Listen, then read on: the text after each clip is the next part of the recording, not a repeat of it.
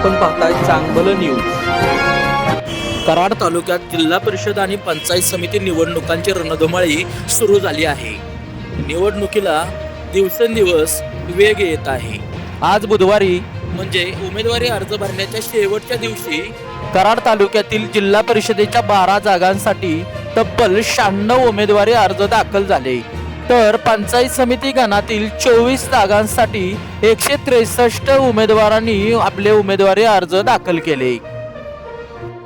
कराड तालुक्यातील जिल्हा परिषदेच्या 12 जागांसाठी तब्बल 132 उमेदवारांचे उमेदवारी अर्ज दाखल झाले आहेत, तर पंचायत समितीच्या 24 जागांसाठी 206 उमेदवारांनी आपले उमेदवारी अर्ज दाखल केले आहेत। उमेदवारी अर्ज मागे घेण्याची शेवटची तारीख 27 जानेवारी आहे।